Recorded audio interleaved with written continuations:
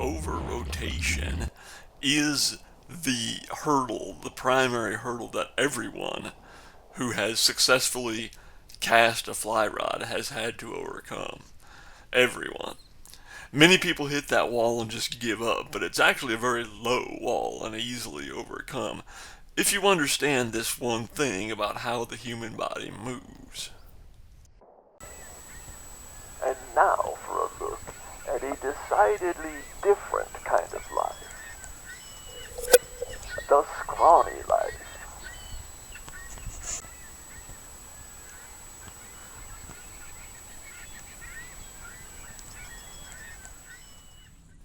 No matter how long the casting stroke is, the amount of rotation always stays the same. It's always roughly 45 degrees or between 10 and 2 on a clock face. So if you need a longer casting stroke, but the amount of rotation is always the same, then what changes? Well, the amount of translation changes. And by translation, we mean movement in a straight line rather than curved or arcing movement. Of course, the human body naturally moves in arcs and circles, but if we rotate the rod all the way to the 3 o'clock position, then the rod unloads downward and dumps the line at our feet instead of casting straight ahead. So here is the zero to hero moment. My target is in front of me, but I'm going to turn away from the target 90 degrees. I hold the rod in my right hand, so I have turned 90 degrees to the right away from the target. This makes it more awkward to over-rotate the rod, and it also allows me to see what my hand is doing. Is my hand traveling in a straight line, or is it traveling in an arc? Now you're likely to say that, oh, I see the rod at 3 o'clock, so you must have got there by rotating there. So let's go through this frame by frame because it can be deceptive. So the rod has been moving forward in a straight line. Now it begins to curve forward, and right here, right there, the rod unloads, right in the 2 o'clock position. Now, as the cast unrolls, the rod has already given all its energy to the line. As the cast unrolls, I let the rod drop down under gravity, but this is a tension control maneuver.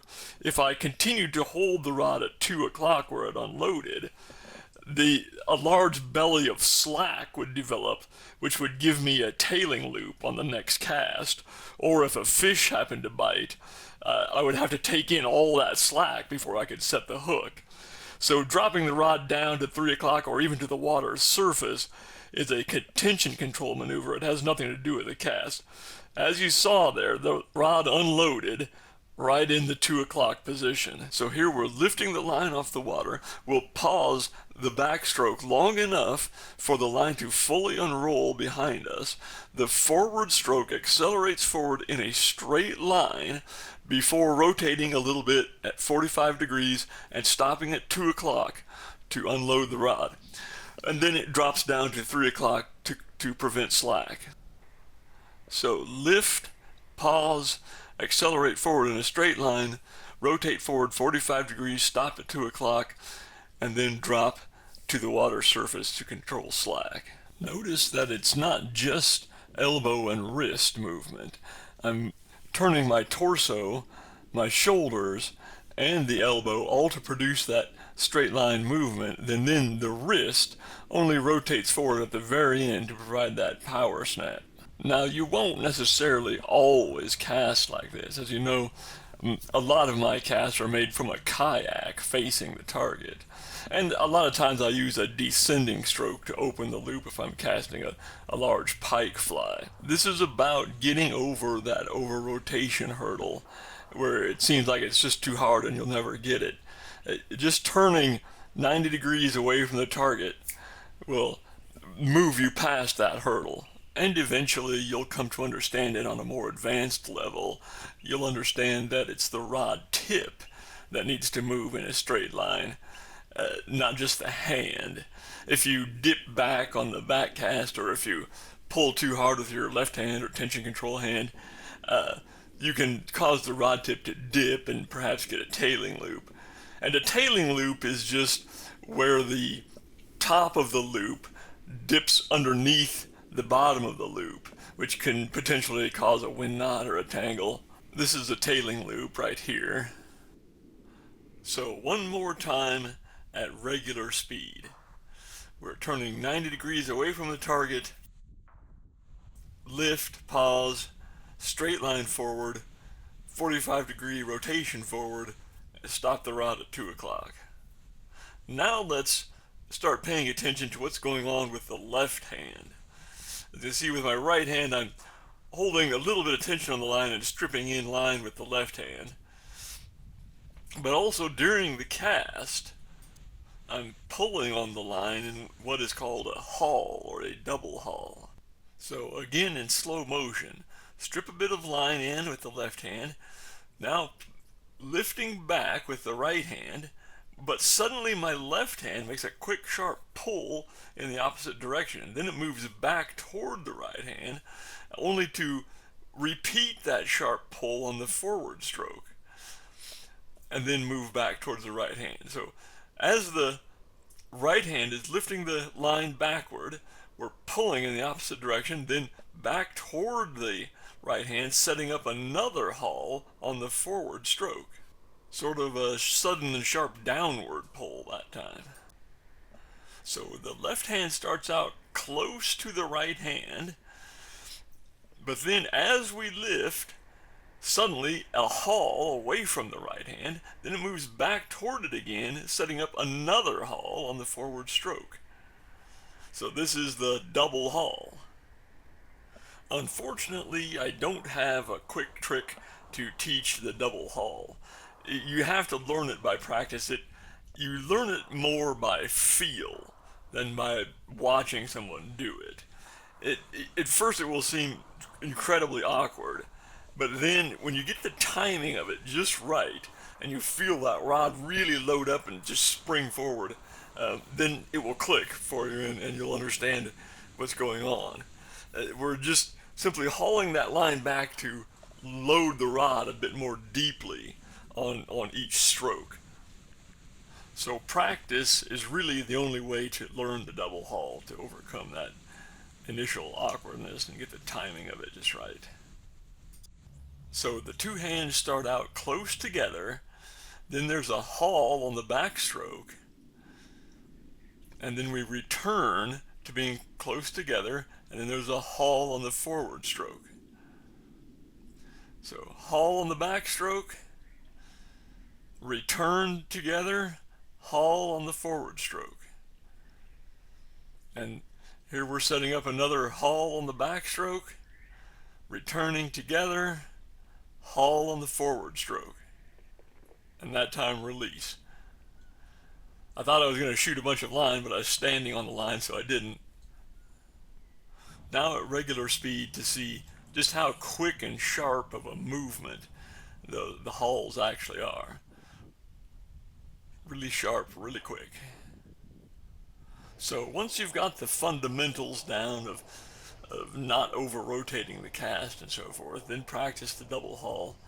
You won't always need the double haul, especially if your outfit is overloaded a bit, if you're casting big flies that tend to overload the rod and so forth. You won't necessarily, it could become a problem at that point. But if you're casting into the wind, you're going to need to know the double haul to put enough punch into that cast to cast into the wind and so forth. So it's something that you will want to practice.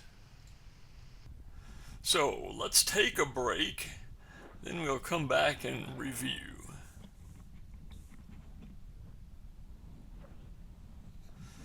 Plenty of good ice out there. We've had some real cold snaps this winter, so a nice thickness of ice. Looks like we've got a fish down there, possibly a gizzard shad.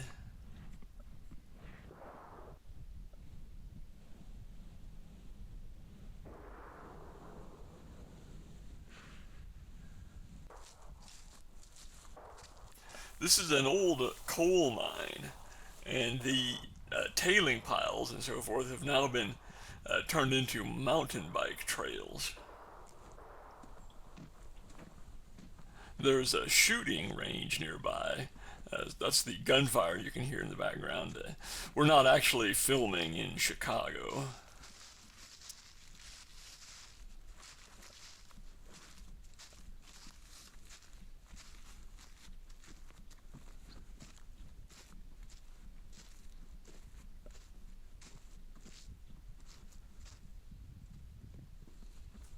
The beavers have undermined the shoreline in a lot of places, and I think underwater, because it was an old coal mine and so forth, it's actually probably more complex underwater than you might tend to think. These isolated little patches of oaks and birches and stuff too also produce a lot of mycorrhizal mushrooms in the summer, and I think just because of the nature of the mine tailings that they're growing in, prevents the mycelium from spreading as it would in a normal soil, so they tend to produce more mushrooms instead. Interesting place, at any rate. So, in the last few minutes of the video here, let's just watch some casts unroll in slow motion and at full speed. See if you spot any mistakes.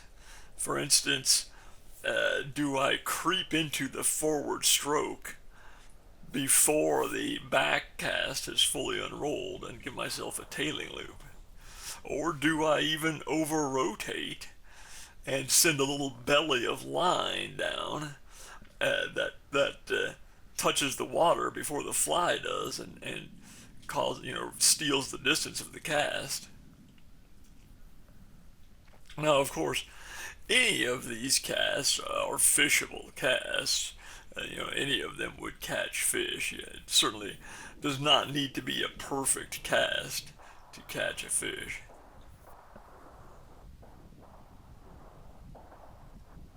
I did creep into the forward stroke just a bit there and almost got myself a tailing loop on that cast.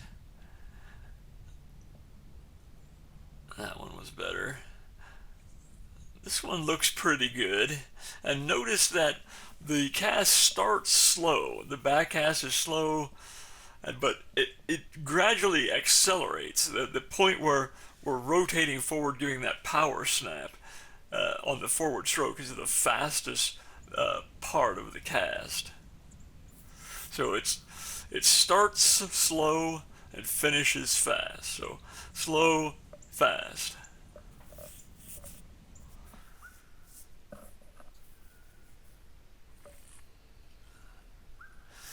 And that cast looked pretty good. A little weird on the back's cast, but it all straightened out when it unrolled, and yeah, it looks really good right there. And you can see the slack line that I shot. Shot a fair amount of slack line there. And by that I'm referring to the outgoing loop, pulling that loose pile of line between the reel and the first guide through the guides. I would have shot a lot more there, but I was standing on the line. I was kind of slipping around on the ice. You'd be surprised how much of an impact that not having firm footing made. I was actually struggling a bit. Just that seemingly unimportant thing of just not having the firm footing threw my casting off a little bit. That was almost a tailing loop. Not sure what went wrong there. There's a better cast. So as we wind down here, let me point out there's lots of great casters on YouTube and so forth. You can watch videos of Lefty Kreh and a lot of other just awesome casters online. So why learn from me when you can learn from the best? And well, we'll see you next time.